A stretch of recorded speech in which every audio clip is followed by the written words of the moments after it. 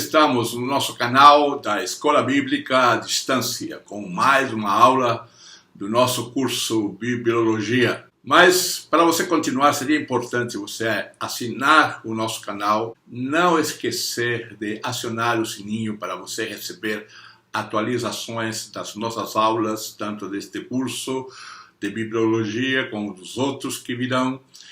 É por isso que é importante você assinar o canal e clicar no sininho. E não esqueça de deixar os comentários também. E aqui no nossos comentários você vai encontrar link para novos cursos, link para cursos que são extremamente baratos e importantes. Eles têm visualização eterna, visualização por toda a vida. Você pode comprar e aí você vai ficar com esse curso pelo resto da sua vida. Quando quiser, no tempo que quiser, você vai estar ingressando na plataforma e estudando esses cursos. Por isso é importante você continuar conosco. E se você quiser estudar comigo, mentoria particular, não esquece, manda um e-mail para mim. Vamos conversar, vamos te ajudar nos seus estudos, na sua pesquisa, na sua pregação, naquilo que esses 40 anos nós aprendemos no dia a dia do ensino teológico para transmitir para você.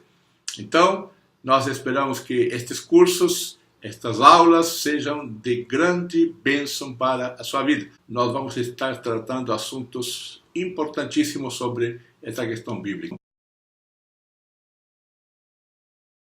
Embora a Bíblia tenha sido escrita em mais de 1500 anos, 1600, 700 anos, um período longo por mais de 40 autores, alguns conhecidos e outros desconhecidos, e alguns anônimos, nós vamos ver nela que há uma unidade, há um fio que conduz essa história bíblica e que chega até nós através da igreja. Nesta aula que nós temos de número 6, a unidade da Bíblia. Como podemos descobrir essa unidade? Essa aula é para você. E não se esqueça de assinar o canal e acionar o sininho. E os comentários estão aí para você. Então, aproveita bem a aula e vamos continuar estudando. Vamos para uma nova lição do nosso curso, examinar as Escrituras, doutrina da Bíblia ou Bibliologia, um curso totalmente gratuito no nosso canal. E não esqueça de assinar o nosso canal, coloca ali o sino para você, ou aciona o sino para você receber as próximas aulas, as próximas atualizações de novos cursos. E não esquece de avançar no estudo. Aqui embaixo, no comentário, há links de palavras, de estudos, que você pode comprar. O preço é muito mais barato que o livro. Você tem a possibilidade, e você vai ter esse livro para o resto da vida, ou esses vídeos, porque nunca você vai perder o acesso à plataforma. Então, é muito joia você fazer estes cursos. Se você quiser estudar, você quiser uma mentoria mais próxima, eu me proponho a te ajudar. Eu tenho um tempo para isso, meu ministério para isso, para você aprender as Escrituras, para você aprender a ser um pregador, um estudante, um líder, um professor. Para isso, então, conta comigo. Voltemos, então, agora a estudar mais um pouquinho sobre a palavra de Deus, a unidade da Bíblia. Queremos que você possa reconhecer que a Bíblia é um maravilhoso livro que tem autenticidade, historicidade, credibilidade, enfim. Desejo também que você faça da palavra de Deus o manual da sua vida. A palavra de Deus deve ser o seu manual, não a palavra de um líder, de um pastor.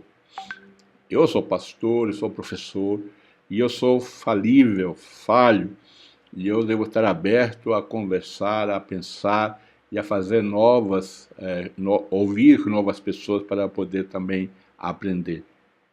E você possa procurar e buscar argumento que justifique na fé que você decidiu professar, a fé cristã. A fé cristã, a fé evangélica, ela tem uma base principal. Muita coisa que nós ouvimos hoje como sendo fé evangélica é adereço, são adereços, não é o evangelho, que são práticas, costumes, né, que em algum lugar se faz, em outro lugar não se faz, são gostos pessoais, gostos comunitários.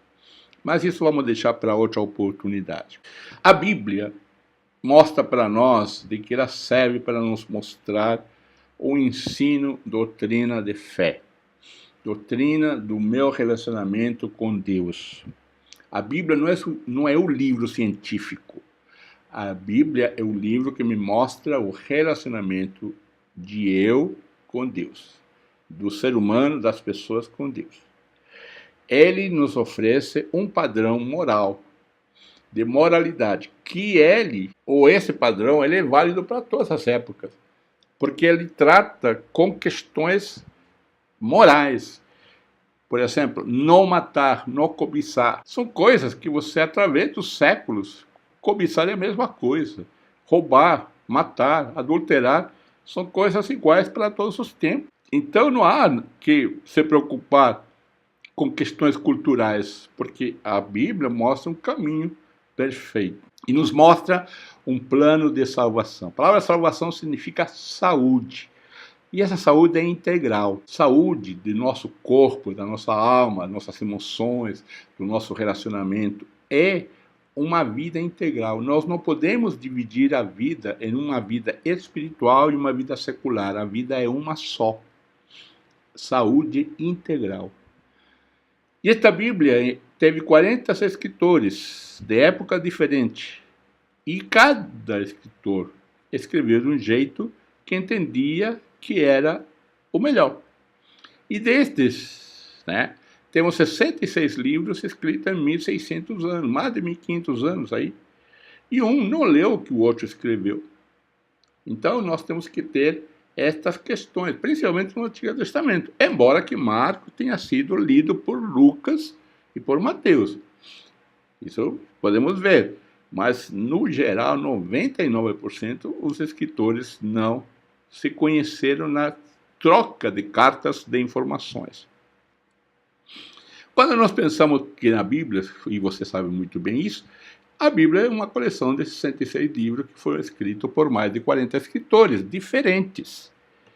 Foram reis, lavradores, filósofos, pescadores, médicos, estadistas, eruditos, homens de campo, e estes viveram em lugares diferentes, tinham oportunidade de se reunir e firmar um acordo um com o outro para que num período de não mais de 1600 anos, ou mais de 1600 anos talvez, nem sabemos exatamente, mas sabemos que é muito tempo, é mais de 1500 anos, então eles trataram as escrituras, ou melhor, escreveram seus livros. Por isso que nós podemos levantar pergunta para a sua curiosidade.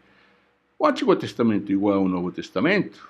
O Antigo Testamento é diferente do Novo Testamento? O Antigo Testamento é menor que o Novo Testamento? O Antigo Testamento é maior que o Novo Testamento? O Antigo Testamento vai continuar no Novo Testamento? Então nós temos que ter uma história, podemos chamar assim, da salvação. Temos que saber a Bíblia, principalmente pregador, pastor, líder, desde o Gênesis até o Apocalipse. Pelo menos uma vez na vida, de qualquer maneira, você possa ler a Bíblia toda em um ano, em 2 anos, em 3 anos, não sei, numa história completa da Bíblia, para você ter uma imagem na sua mente como esta Bíblia tem uma história belíssima. A preparação para o Novo e no Antigo Testamento nós vamos encontrar através da unidade. Quando você observa na Bíblia, você vê a história do povo de Deus, desde Gênesis capítulo 12, que começa a história de Israel com Abraão. E você começa a perceber que esta caminhada do povo, ela vai até um ponto, ela aponta para um lugar, e esse lugar é a vinda de Jesus, sem dúvida nenhuma. Através do tempo e através da história deste povo, Deus veio fazendo alianças com seu povo. Ele fez diversas alianças, você pode observar diversos ciclos. Nós podemos mostrar isso, dessa organização até chegar no cativeiro, e depois a restauração desse povo para continuar a ser escrita essa história. Deus sempre falou para Israel: serei o seu Deus e eles serão o meu povo. O fato de Israel de desobedecer a Deus não deixou de ser o povo dele. No Novo Testamento, agora o gentio vai entrar e se juntarão o judeu para ser o povo de Deus, o Israel de Deus.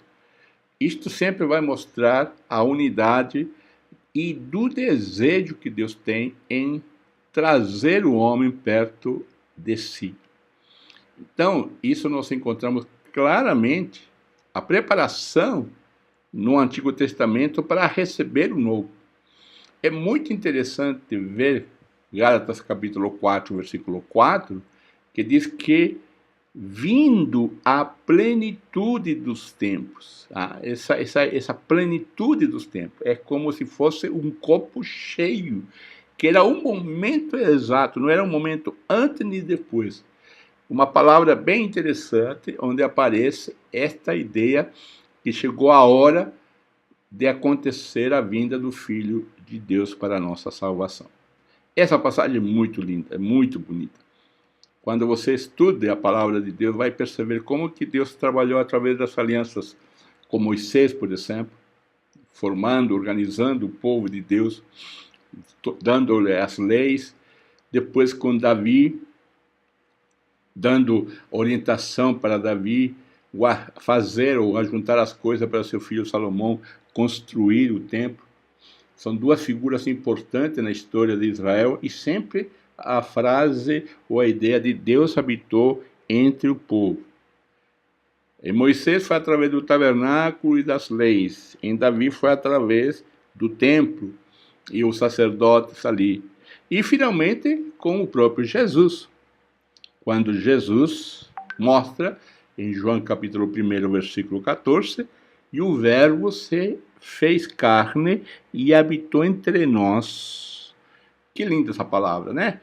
Muito maravilhosa. E o verbo se fez carne. Então, se você se toca ao seu corpo, é corpo igual ao corpo de Jesus. Sem pecado era Jesus, claro. Mas isso é uma palavra gostosa de saber, de que o verbo se fez carne.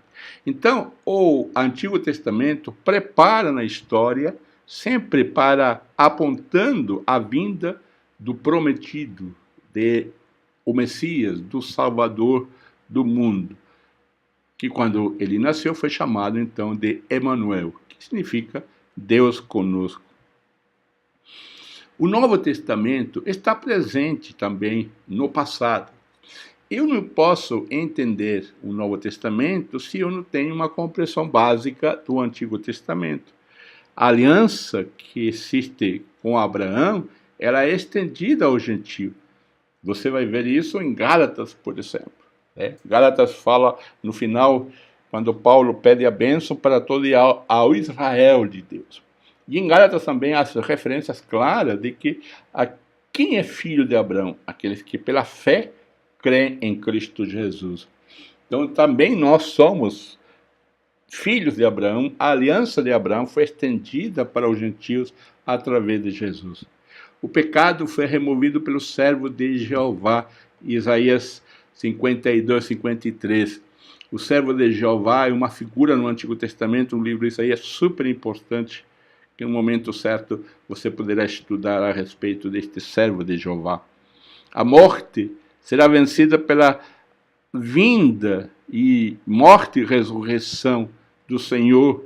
Então a morte será vencida, a ressurreição, e romperá finalmente. Daniel capítulo 12, Salmo 16, mostra esta figura de que a morte chegará um dia em que a morte morreu. E isso aconteceu quando? Na ressurreição de Jesus. O dia em que a morte morreu. O Espírito Santo virá numa nova plenitude. E isso aconteceu quando?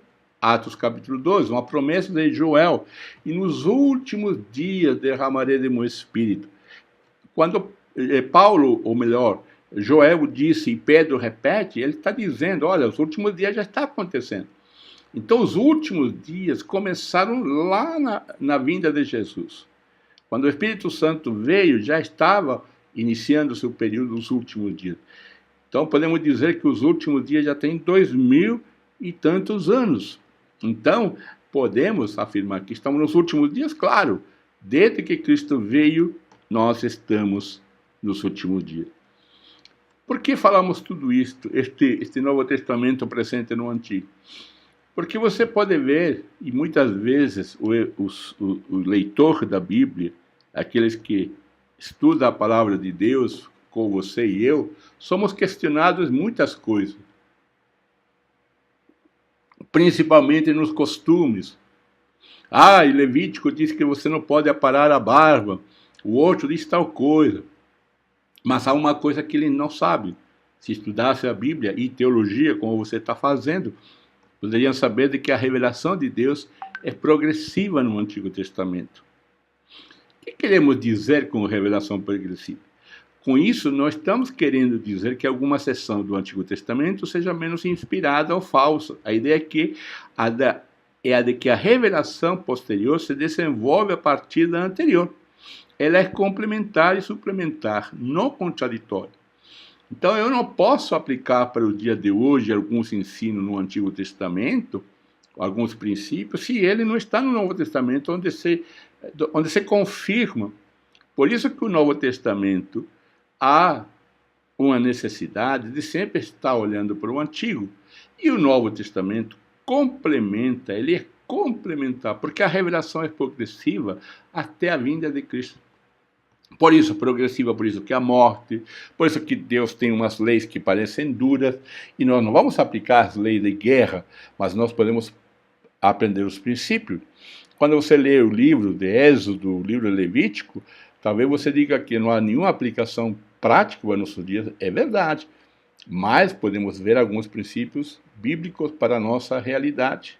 Por exemplo, existem leis de proteção ao estrangeiro, leis dos juros, e lá tem uma maneira de ser tratado. Hoje será outra, mas o que Deus estava querendo fazer? Então isso nós temos que ir aprendendo e também trazendo para o Novo Testamento.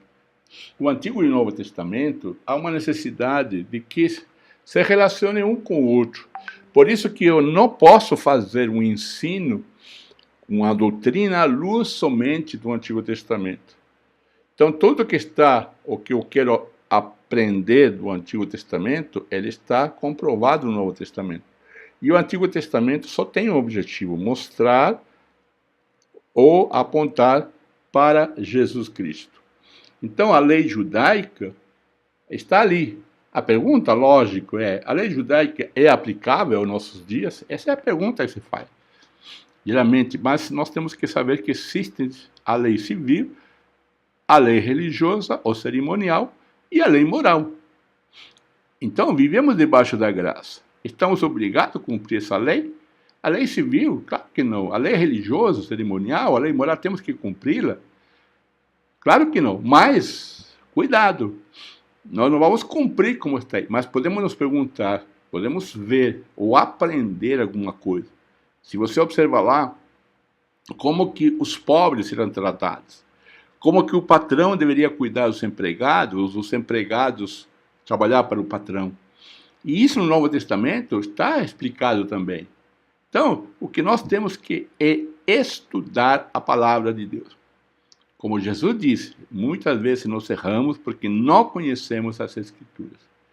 Então, a pergunta é, devemos cumprir a lei completamente? Nós não estamos debaixo da lei civil, mas ela ensina algumas coisas. A segurança, a higiene, a questões morais, enfim, há várias coisas.